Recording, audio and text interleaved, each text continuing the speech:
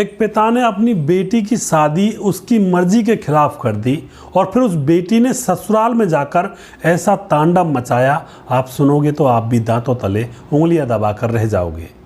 दोस्तों, आखिर क्या हुआ था इस घटना में, पूरी जानकारी यहाँ पर लेने वाले हैं। नमस्कार, मैं हूँ सुदेश कुमार और मेरे गोपाल चैनल में आपका स्वागत है। यहाँ पर एक लड़की होती है जिसका नाम होता है प्रिया, और प्रिया का पिता जो होता है उसकी शादी उसकी मर्जी के खिलाफ एक राजेश नाम के लड़के से कर देता है। राजेश के घर में खुद राजेश है और उसकी माँ है, बस ये दो ही लोग हैं। राजेश के पिता की मौत हो चुकी है, ना ही कोई भाई है ना कोई बहन है। अब यहाँ पर शादी बड़े धूमधाम से की जाती है और प्रिया का पिता एक मारुति कार और 3 लाख रुपए नगद अपनी बेटी के दहेज में देता है राजेश को। शादी हो जाती है। शादी होने के बाद जो प्रिया होती है अपने पति के घर दुल्हन बनकर आती है और आकर के वह अपने कमरे में बैठ जाती है। कुछ रस्में रिवाजें होती हैं। उसके बाद दोस्तों सारा मामला शांत हो जाता है। शाम का समय होता है। जो राजेश होता है वह पड़ोस में से दूध लेकर आता है, क्योंकि दूध घर में दूसरी जगह से लाया जाता था। दूध लेकर आकर अपनी पत्नी के पास बैठ जाता है और फिर अगले ही क्षण उसकी पत्नी कहती है कि कोई पति अगर उसकी पत्नी के खिलाफ, मर्जी के खिलाफ पत्नी को छुए तो क्या यह बलात्कार नहीं होगा। तो जो सरोज होता है वह बात को समझ जाता है और कहता है कि तुम आराम से सो, मैं तुमसे टच नहीं हूँगा, तुम आराम से मौज से सो। तो दोस्तों यहाँ पर पत्नी सो जाती है और ऐसे ही दूसरा दिन होता है। दूसरे दिन जो उसका पति होता है राजेश, वह प्राइवेट जॉब में लगा हुआ था, तो वह अपना तैयार होकर के प्राइवेट जॉब पर चला जाता है। और अब पीछे से जो पत्नी होती है वह स्कूटी लेती है और स्कूटी लेकर के घूमने के लिए निकल जाती है। दरअसल दोस्तों वह एक लड़के से प्यार करती थी और उस लड़के का नाम होता है अशोक। उसके पास में मिलने के लिए निकल जाती है और पति से वह बात नहीं कर रही थी। अब जब पति उसका आता है उससे पहले वह घर आ जाया करती है। सास बड़ी सीधी थी, सास कुछ कहती नहीं थी। इसी तरह से मामला चल रहा होता है। पति दिन में ड्यूटी पर चला जाया करता और पति को वह टच भी नहीं होने देती थी। पति उससे दूर रहता और कहता जब तुम्हें मुझसे प्यार हो जाए तो मुझसे बात कर लेना, तब तक मैं तुम्हारे पास भी नहीं आऊँगा। इसी तरह से मामला चल रहा होता है और दिन में वह पत्नी अपने आशिक से मिलने के लिए स्कूटी लेकर निकल जाया करती, लेकिन पति उससे कुछ भी नहीं कहा करता और पति उससे ना ये पूछा करता तुम कहाँ जाती हो। और कई बार वह लड़ने की कोशिश करती है लेकिन वह लड़ता भी नहीं है, सास भी नहीं लड़ती है। अब यहाँ पर इस पत्नी को लगता है कि मैं इनसे कैसे छुटकारा पाऊँ। वह अपने पति को गंवार बोलने लगती है, अपने आशिक से बात करती है, पूरे दिन ऑनलाइन फ़ोन पर लगी रहती है और अपने आशिक से बात करती रहती और कहती है अपने आशिक से कि इस गंवार से मैं लड़ना चाहती हूँ लेकिन यह लड़ता ही नहीं है, ना ही इसकी माँ लड़ती है। अब मैं किस तरह से इसको छोड़ करके तुम्हारे पास भाग करके आऊँ। इसी तरह से मामला चल रहा होता है। लेकिन दोस्तों यहाँ पर जो लड़का होता है राजेश, वह बिल्कुल भी अपनी पत्नी से कुछ भी नहीं कहता है। धीरे धीरे कुछ समय गुजरता है। सास दिन भर काम करती रहती, बहू ऑनलाइन बैठी रहती और पूरे झाड़ू चौका बर्तन जो भी कुछ घर का होता है सास किया करती। और जो पति होता है वह प्राइवेट जॉब में जाया करता ऑफिस में। अब महीने गुजर जाते हैं लेकिन दोनों एक साथ नहीं सोते हैं, दोनों के संबंध नहीं बनते हैं। पत्नी जो कि बहुत ही ज़्यादा मोहतर यानी कि जवान लड़ाने वाली हो चुकी थी, लेकिन फिर भी उससे कोई कुछ भी नहीं कह रहा था। अब क्या होता है दोस्तों, शाम को जो पति होता है ड्यूटी से आता है, आकर के खाना बनता है। जो उसकी माँ होती है वही खाना बनाती है। पत्नी तो आराम से मोबाइल चला रही थी। जब खाना बन जाता है तो राजेश अपनी पत्नी से कहता है प्रिया से कि तुम आ जाओ खाना खा लो, तो वह खाना खाने के लिए बैठती है। तीनों लोग जब खाना खा रहे होते हैं तो प्रिया एकदम से खाना थूक देती है। अपनी सास की तरफ इशारा करके कहती है कि छी कितना गंदा खाना बनाया है, और उसे गंदी गंदी गालियां देने लगती है कि तुझे कुछ नहीं आता। दोस्तों यह बात देखकर जो बेटा होता है राजेश, वह अपनी पत्नी प्रिया के ऊपर हाथ उठा देता है। पहले तो वह कुछ भी नहीं कह रहा था, लेकिन जब माँ के ऊपर बात आई तो वह अपनी पत्नी पर हाथ उठा देता है। पत्नी रोने लगती है, अंदर चली जाती है और अब वह बहुत ज़्यादा परेशान हो जाती है। अपने आशिक अशोक के पास फ़ोन करती है कि आज तो मुझे गंवार ने मारा भी है और आज तो मेरे ऊपर हाथ उठा दिया है, अब मैं इसके साथ बिल्कुल नहीं रह सकती, तुम मुझे ले जाओ। दोस्तों यहाँ पर अब उसका जो आशिक होता है वह कहता है कि तुम मुझसे मिलने के लिए आओ। दूसरे दिन वह उससे स्कूटी लेकर मिलने के लिए जाती है और वहाँ जाकर खूब रोती है अपने अशोक के कंधे पर सर रख करके और कहती है कि मैंने तुम्हारे लिए आज तक उससे संबंध नहीं बनाए हैं क्योंकि मैं तुमसे शादी करना चाहती हूँ। तो यहाँ पर जो अशोक होता है वह कहता है कि तुमने तो मेरे साथ शादी से पहले संबंध भी नहीं, मेरे साथ भी नहीं बनाए। तो वह कहती है कि मैं शादी से पहले किसी के साथ संबंध नहीं बना सकती थी और शादी के बाद तुम्हारे साथ संबंध बनाऊंगी। तो यहाँ पर अपने प्रेमी के कंधे पर सर रखकर रोने लगती है। तो यहाँ पर उसका प्रेमी अशोक कहता है कि चलो भाग चलते हैं। यह बात सुनकर के जो वह प्रिया होती है बड़ी अचंभे में होती है कि भाग चलते हैं, तुम आज यह बात कह रही हो? जब मेरी शादी हो रही थी तब मैंने तुमसे रो रो कर कहा था कि चलो भाग चलते हैं और मैं इस गंवार के साथ शादी नहीं करूँगी, तब तो तुमने कह दिया था कि अभी भागने का समय नहीं है। तो यहाँ पर उसका प्रेमी अशोक कहता है कि तब अगर हम भागते तुम्हारे पास पैसे नहीं थे और तुम्हारे सारे अकाउंट वगैरह तुम्हारे पिता ने तुम्हारी बैंक की कॉपी वगैरह ले करके एटीएम वगैरह सब अपने पास रख लिए थे और तुम्हारे पास पैसे नहीं थे। बिना पैसों के हम भाग कर करते भी क्या, कहीं घर भी बसाना होगा तो पैसे चाहिए। अब यहाँ पर ऐसी कुछ बातें कहता है वह प्रिया से। प्रिया समझ जाती है कि हाँ तुम ठीक कह रहे हो, बिना पैसों के हम कहाँ भागते। अब यहाँ पर जो अशोक होता है वह कहता है कि अब जो तुम्हारी शादी हो गई है और तुम्हारे गहने भी होंगे और कुछ पैसे भी होंगे जो दहेज में मिले हैं, किसी भी तरह से उन गहनों को और दहेज में मिले हुए पैसों को लेकर के तुम आ जाओ और हम यहाँ से फरार हो जाएंगे। अब दोस्तों वह अपने प्रेमी से मिलकर सारा प्लान बना लेती है। उसका प्रेमी कहता है कि कल मैं तुम्हें होटल पर मिलूंगा, होटल का नाम बता दिया जाता है। अब जो प्रिया होती है खुश होकर अपने घर वापस जाती है और सोचती है कि आज इन गवारों से मेरा पीछा छूट जाएगा। वह शाम को अपने कमरे में थी, बड़ी खुश थी, गाने चला रही थी, फ़ोन में स्पीकर था, उस पर ज़ोर ज़ोर से गाने सुन रही होती है। तभी उसका पति दरवाज़ा खटखटाता है और कहता है कि मेरी अलमारी में से मेरी एक डायरी है, उसको दे दो। अब उस अलमारी का ताला लगा हुआ था और उसी अलमारी के अंदर सारे पैसे वगैरह उस घर के जेवरात रखा करते थे। लेकिन यहाँ पर अब जो प्रिया होती है उसको पता नहीं था कि इस अलमारी की चाबी कहाँ है। वह कहती है चाबी कहाँ है, तो वह बताता है बेड के नीचे तो रखी है, गद्दे के नीचे। अब प्रिया को दिख जाती है चाबी, बहुत खुश हो जाती है कि अब तो चाबी भी मिल गई और इन सारे पैसों को लेकर मैं फरार हो जाऊंगी। वह दरवाज़ा नहीं खोलती है और कहती है कि मुझे सोने दो, मैं गाना सुन रही हूँ, कल ले लेना डायरी।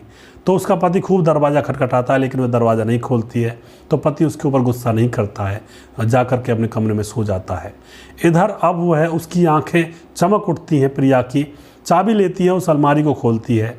उसमें वही 3 लाख रुपए जो दहेज में मिले थे जो कि तो रखे हुए थे और उसके सोने चांदी के गहने जेवर वो सब चीज़ रखी हुई थी और एक डायरी भी रखी हुई थी।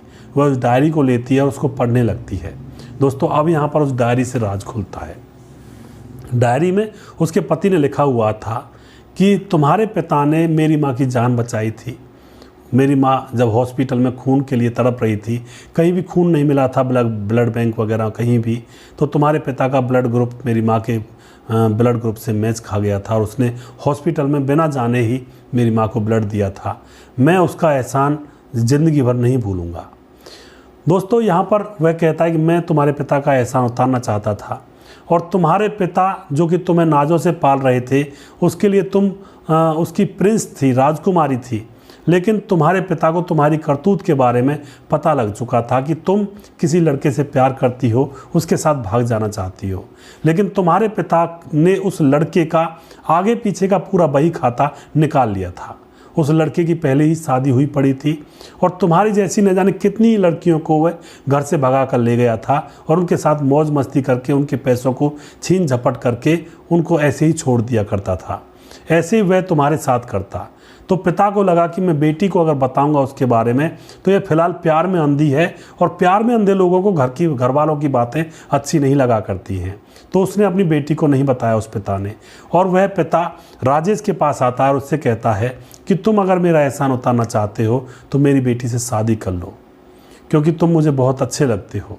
लेकिन दोस्तों यहाँ पर सारी बातें राजेश को बता दी जाती हैं कि मेरी बेटी के साथ ऐसा कुछ है। तो यहाँ पर राजेश अपनी माँ को दिए गए खून के बदले में वह उसकी बेटी से शादी कर लेता है और कहता है कि तुम्हारी बेटी को मैं तनिक भी दुखी नहीं होने दूंगा और जब वह मुझसे प्यार करेगी तभी उसे एक्सेप्ट करूंगा। तो दोस्तों यहाँ पर पिता शादी के दौरान अपनी बेटी के बैंक अकाउंट्स की कॉपी और एटीएम कार्ड सारी चीज़ें मोबाइल वगैरह वह अपनी जब्त कर लेता है, जिससे कि बेटी भाग ना सके पैसे लेकर के, और उसकी शादी करवा दी जाती है। उसके बाद शादी करके वह बेटी अपने पति के घर आती है और अपने पति को ही गंवार बोलने लगती है।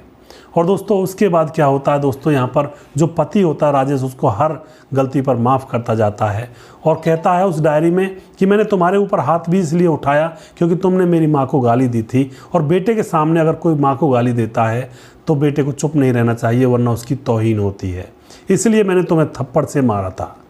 बाकी जब तुम्हें प्यार हो जाए मुझसे तो तुम मुझसे प्यार कर लेना, तो मेरे साथ पत्नी की तरह रह लेना, बाकी अगर प्यार नहीं होता है तो कोई दिक्कत नहीं है, मैं तुमसे दूर रहता रहूँगा। अब दोस्तों यह सारी बात सुन करके उस लड़की की आंखों में आंसू तो आ रहे थे, लेकिन वह पक्का करना चाहती थी। उधर उसके फ़ोन पर कॉल आ रहे थे उसके प्रेमी अशोक के, क्योंकि वह होटल पर खड़ा हुआ था और बार बार कह रहा था कि जल्दी आ जाओ, सामान मिला या नहीं मिला, पैसे मिले या नहीं मिले। अब वह अपने प्रेमी के फ़ोन को उठाती है और उससे कहती है क्या तुम्हारी पहले शादी हो चुकी है। उसका प्रेमी अशोक कहता है कि तुम कैसी बातें कर रही हो, एंड टाइम पर, भागने के टाइम पर तुम इन बातों को लेकर बैठी हो। लेकिन फिर से वह कहती है प्रिया क्या तुम्हारी शादी हो चुकी है या नहीं। उन दोनों के बीच में झगड़ा सा होता है, तो जो अशोक होता है वह कह बैठता है कि हाँ मेरी शादी हो चुकी है, मैं शादीशुदा हूँ, मेरे बच्चे भी हैं, और तुम्हारी जैसी कितनी ही लड़कियों को मैं भगा कर ले जा चुका हूँ। यह बात वह प्रेमी उसके सामने फ़ोन पर कह देता है, और अब तो बस वह ज़ोर ज़ोर से रोने लगती है, आंखों से आंसू ही नहीं रुकते हैं, और वह रोती रोती सो जाती है चुपचाप, वह कहीं भी नहीं भागती है।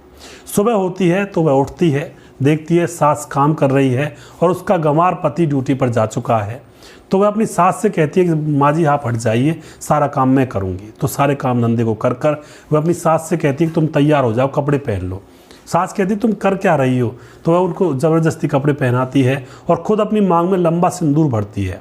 उससे पहले वह बस एक बिंदी रखा करती थी सिंदूर की मांग में, जिससे कि किसी को पता न लगे कि इसकी शादी हो चुकी है। लेकिन आज वह इतना बड़ा सिंदूर मांग में भरती है जो दूर से ही नज़र आ रहा था। खुद भी तैयार होती है और दुल्हन के जोड़े को पहनती है और खाना बनाती है, और टिफ़िन में खाना पैक करके सास को स्कूटी पर पीछे बिठा करके टिफ़िन के खाने को अपने स्कूटी में रख करके और वह चल निकलती है घर से। और फिर अब कहती है सास से कि राजेश का ऑफिस कहाँ है। तो उसकी सास राजेश का ऑफिस बताती है। वह ऑफिस में जाती है और वहाँ पर बहुत सारे वर्कर देख रहे होते हैं कि यह दुल्हन के जोड़े में सजी हुई लड़की कौन है। तो राजेश के ऑफिस में वह लड़की जाती है और जा कर के अपने पति के गले लग जाती है और कहती है, रोने लगती है और कहती है मैं तुमसे बहुत प्यार करती हूँ। और अब वह उसको कहती है कि अब चलो घर चलो, और ऑफिस के लोगों से कहती है कि अब से राजेश 1 महीने तक यहाँ पर नहीं आएगा। राजेश कहता है कि तुम कर क्या रही हो। पत्नी कहती है कि चलो घूमने चलते हैं, अब तक हम घूमने के लिए भी नहीं गए थे। अपने पति को अपने साथ लेकर के, अपनी सास को लेकर के अपने घर आ जाते हैं और अपने पति के पैरों में गिर करके वो बहुत रोती है कि तुम जैसा लड़का नहीं मिल सकता मुझे, जो मेरे ऊपर मेरी गलतियों को माफ़ कर रहा था, और सब कुछ जानते हुए तुम्हें पता था कि मेरा अफेयर था, फिर भी मुझे सहन कर रहा था। और वह लड़का जिससे मैंने प्यार किया, जिसके चक्कर में अंधी हो गई थी, वह फरेबी था, धोखेबाज था, सिर्फ मेरे पैसों से प्यार कर रहा था। जब मेरे पास पैसे नहीं थे तो वह मुझे लेकर भी नहीं भागा। आज उसको लगा कि इसके पास पैसे होंगे तो मेरे लिए होटल पर खड़ा था कि तुम पैसे लेकर आ जाओ। तो दोस्तों यहाँ पर उस लड़की को सबक तो मिल जाता है और अपने पति के गले लिपट कर रोने लगती है, और फिर वह 1 महीने के लिए हनीमून पर निकल जाते हैं। सास भी बहुत खुश होती है कि चलो घर बस गया। तो दोस्तों इस तरह से गलतफहमियां दूर हो जाती हैं कई बार। अगर इंसान बारीकी से सोचे और ध्यान से बातों को समझे तो घर में हो रही गलतफहमियों को दूर कर सकता है। कुछ लड़कियां अपने अय्यास आवारा प्रेमियों के साथ मिलकर घर को छोड़कर फरार हो जाती हैं, और जब बाद में उनको पता चलता है अपने प्रेमी की सच्चाई का, तब तक उनका घर बर्बाद हो चुका होता है। लेकिन इस लड़की ने घर को बर्बाद होने से पहले ही सच्चाई का पता लगा लिया और यहाँ पर इसका घर बस गया। तो कभी भी अंधे प्यार के चक्कर में बसे बसाए घर को उजाड़ना नहीं चाहिए। यह बहुत बड़ी गलती होती है इंसान की। हर चीज़ को बारीकी से समझें, उसके पक्ष और विपक्ष को अच्छी तरह से देखें, और जब जाकर कोई फैसला लें। अंधे होकर, प्यार में पागल होकर कोई फैसला ना लें, वरना ज़िंदगी तबाह हो सकती है। दोस्तों आपको हमारा ये वीडियो अगर पसंद आया तो इसको शेयर ज़रूर कर दिया करें, और अगला प्रोग्राम बहुत जल्दी फिर से लेकर आऊँगा मेरे गोपाल चैनल पर। और आपको हमारे प्रोग्राम कैसे लगते हैं आप कमेंट बॉक्स में लिखा ज़रूर करें। जय हिंद, जय भारत।